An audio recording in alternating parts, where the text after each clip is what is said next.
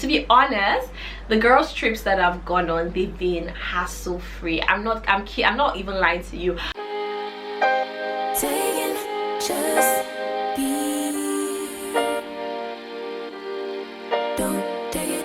Hey loves, welcome back again to my YouTube channel. If this is your first time, you're welcome. My name is Valerie, and in today's video we're going to be talking about a topic that I get so many DMs on Instagram about, and it's how to plan a girls trip. I think that most of the times when I travel, I usually travel with my female friends, and people are like, how do you guys travel together? How are you not, like, you know, killing each other and all that stuff? And if you want to find out how you can have fun girls trip as well, let's dive right into this video. I'm supposed to be filming this video with my friends, but it's just really hard to get everyone in the same place because we don't all live together. So I'm just going to film this video, I'm just filming this video myself. I think that the first and most important thing that people fail to understand is that we're all very different people, and it's good to play to, in anything you do in life, it's good to play to people's strength as we're planning a girls trip. So if you're planning a girls trip and you expect that everyone is dedicating the same level of effort, the same level of, you know, spunk to the trip, you are going to have a problem. You're going to have a serious problem because you're just going to keep on fighting about things that don't make sense. So just play to everybody's strengths. That is the first, and I would not lie, the most important trip. I think the second thing that you have to know when you're planning a girls trip is that you have to be very considerate. It's not all about what you want to do. You might want to do something, or you want to go somewhere and every other person doesn't want to do the thing. So you have to know when to make sacrifices. If you cannot make sacrifices, you will have issues on a girls trip because you will make a lot of sacrifices. The third tip when planning a girls trip is to have a theme. It's really important to know the theme of the vacations that you go on, because you might need a rest and relaxation vacation, and then your friends are going for this vacation where it's party back to back. So you want to make sure that there is a theme, and the theme of that vacation aligns with you. I think that as we're planning all trips, the first step that I would usually take, or my friends and I usually take, is to say, oh hey, we want to go here. So after deciding that you want to go to a certain place, you go ahead to do all the research possible to make sure that your passport doesn't like limit you from, you know, getting there, because the world is in a different place right now because of COVID and all of that. You need to check what the COVID requirements are. Some countries are going to keep you quarantined for like 14 days when you get in, and you want to make sure that you're not going to such countries. So when you look at all these things, it's really going to streamline the amount of places you can even go to. Now after, you know, streamlining the amount of places you want to go to, the most important thing is to have a set budget for this trip. I say have a set budget, but you always want to have more than your planned budget. So if your set budget, for example, is $3,000, I would recommend that you budget $4,000 for the trip. It's really important because when you're planning trips, as we travel and everything, things come up and you do not want to be stranded. Flights might, you know, the prices of flights might change. You might make a mistake and have to rebook things and all of that, and you don't want to be stranded. So when you have a set budget, I would always say, like, you know, plan towards it. For me, I try to decide on the countries that I'm going to travel to at the beginning of the year. But for example, at the beginning of 2021, I had countries I wanted to go to. I haven't gone to any of those countries, and I've gone to, like, should I tell you guys how many places I've gone to? No, but yeah, I haven't gone to any of those places, and I've gone to like different countries from like what I initially planned. So you also want to be very, very flexible. Like with travel, nothing is set in stone. You want to really like open up your heart for the way anything might go, and you know, all the different experiences that it might bring your way. I think that these are just really the tips. And like, you know, with traveling, you also want to make sure that you're going to another tip is to make sure that you're going to a country where it's safe for women. When you're going on a girls trip, you all are traveling alone. There is no man with you. I'm not saying that women are not safe when they're not with a man, but sometimes in some countries, not being with a man or not having a man around is like a recipe, signing up yourself for nonsense. So that's why when I and my friends try to travel, we try to look at if it's somewhere that is good for a group of girls to go to. So you want to, you know, pay attention to this as well. I think that another thing that is good to consider in the safety department is anytime I go out, I do not make posts about my location when I am still there. I know that we might be like, oh, nobody who knows us is in these countries, but what if somebody creepy is in your location and taps on the location tag and sees your post and comes to you? Because you want to also be very sure that you're not like overly touristy, because when you're traveling, like, yes, you're having fun, but you also need to be very, very careful, because the worst thing that can happen to you is something happening to you that you can't really control in a country that is not yours, in a country where you don't speak the language. Another thing that helps with safety as well is, I would say, learn like basic words in the language of the country that you're traveling to. If you don't speak English, learn a few English words. If you don't speak French, learn a few French words. If you're going to like an East African country and they speak Swahili and you talk to the locals, learn certain words, like few words, so that you're able to communicate effectively. If you can't, Google Translate is good. You can type English and get the words in another language and use it to your advantage.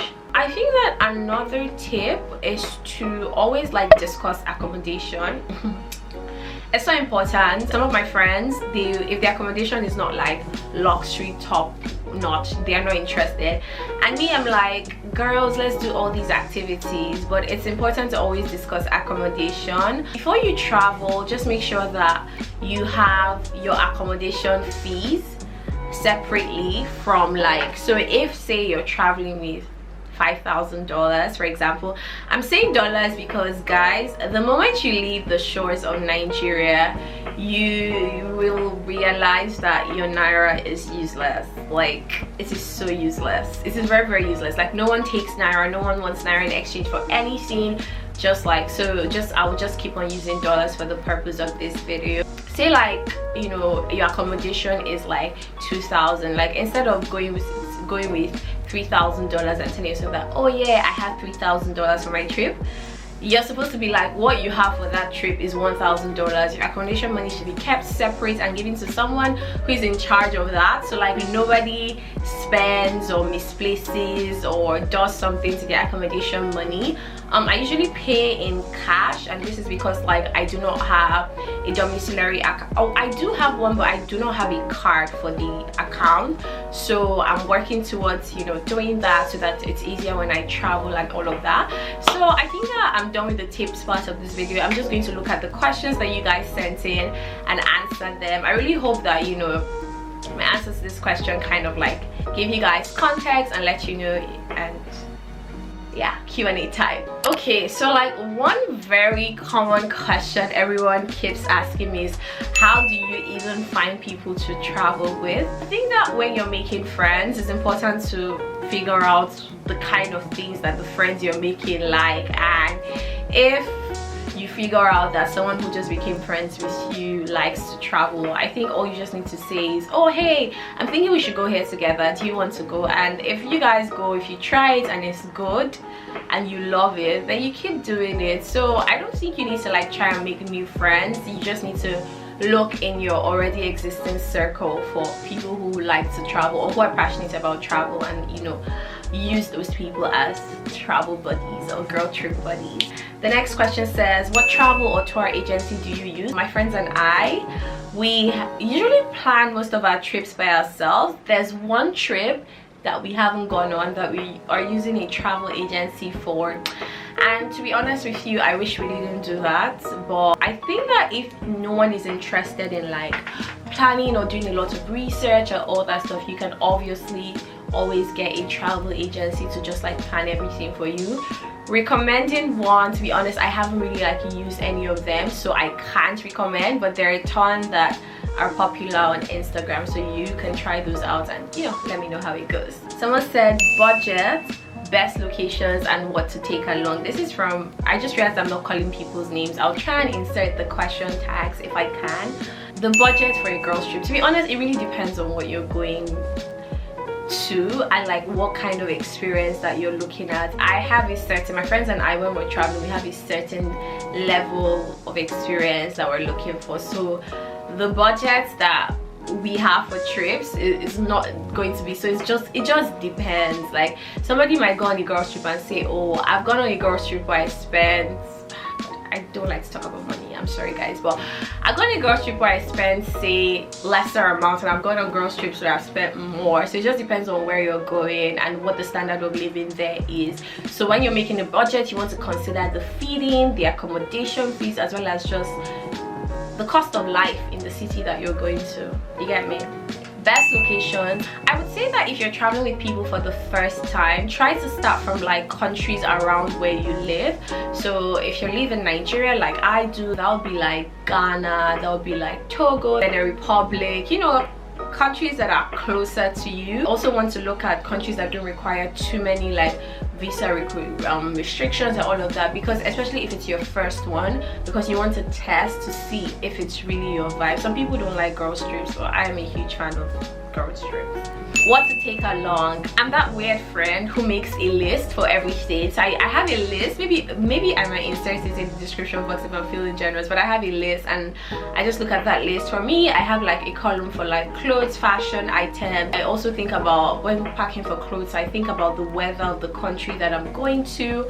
I'm a creator, so my gear, my cameras, my tripods, all that stuff, certain like skincare items. I will share my packing list if I can. The next person asked me, where are you? Guys, can we have a conversation and understand that it's actually not right, it's bad social media etiquette to ask someone where are you when the person has explicitly not put their location because they're not comfortable sharing. I think that oftentimes, because creators kind of share everything, people feel like they're indebted like to like your lives, but it's not right. Like if someone doesn't put a location tag on a post, it's because they don't want you to know where they are. So asking them where you are or where are you is very rude, and we will not do that. Let's not do that, okay? This person said, how many months does it take to plan one? This is a very good question. To be honest, the girls trips that I've gone on, they've been hassle free. I'm not even lying to you. I said I went on a trip that we said in, I think May that we wanted to go on this trip, and in July we traveled. So I would say 2 to 3 months. Ideally 2 to 3 months is a good enough time. How to plan an itinerary for the trip. This question says how to plan an itinerary. I think that first off, you want to look at the fun things to do in the country that you're going to. And when you find the fun things to do in that country that you're going to, you want to now ask everyone what they're interested in exploring, and then you divide your days based off like those activities. So I know that people say that when you travel you don't have to do everything together, but I've noticed that when I go on a girls trip, the activities we do together helps me bond with my friends. So the best time to spend time alone for me is usually like in the morning. So if I wake up in the morning, I might just try and do something by myself, because when you're in a girls trip you want to try and have some alone time from time to time. It's good for you, but I think that it's best to do activities together on the itinerary instead of independently. Someone says how to afford it, save, invest, make more money, and you afford the trip. Someone says planning bookings. Google is your best friend. Do a lot of googling, look at the pages of creators who have gone to countries you want to go to. My really good tip for accommodation is booking.com. It lets you book accommodation ahead of time, and you don't really have to pay before you get there. You can pay when you arrive, because booking guarantees that you're going to pay, although that if you cancel at certain times you might get charged. But booking.com is really good for accommodations. I think that that's a pro tip I will share with you. What African countries would I recommend? I would recommend Rwanda. I would recommend Accra, Ghana. Ghana is a vibe, you guys. I think I'm going back to Ghana. You guys, Ghana is a vibe. I would also recommend Kenya. I've seen girls go on girls trips to Kenya and it looks really good. Somewhere that I really want to go to that I'm yet to go though is probably like Mauritius, the Maldives, Zanzibar, Tanzania. You should definitely go on the girls trips there. How did I get all my friends to finalize the plans? I think it's the temperament. It's following up. It's saying, oh hey, how about this? Oh, putting deadlines. I like to work with deadlines. I work with deadlines for a lot of things in my life. So I'm saying, oh, this is the deadline for buying tickets, this is the deadline for this installment, this is the deadline. And I think another thing that really helps is pay for things in bits. Don't pay for anything at once. The only thing you should pay for at once is your flight ticket. Book your return trip at once. Don't be like me and make a mistake that I made one time, that I booked one way. It's more expensive when you do that. To get an apartment or individual rooms in a hotel, I love hotels. I love hotels. But you see, one of my friends, she loves apartments. Anytime we're going to travel, the first thing she sends is an apartment to stay in, and I like to be served. So if the appointment has somewhere that I will be served, I don't mind staying in it, but I prefer hotels. So it really depends on what you like. Some countries you could go to and apartments are fine. Some countries you could go to and it might just be best for you to stay in a hotel. And like I said, it depends on the vibe. If it's rest and relaxation, then I might just stay in a hotel because I want to be pampered.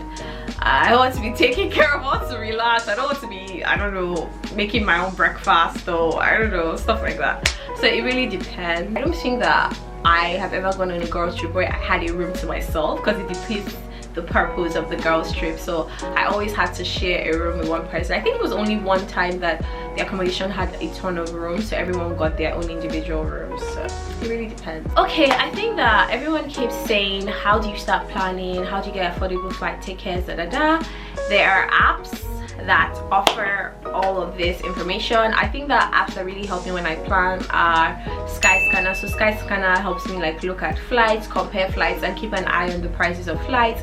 And Booking.com helps me take care of accommodation.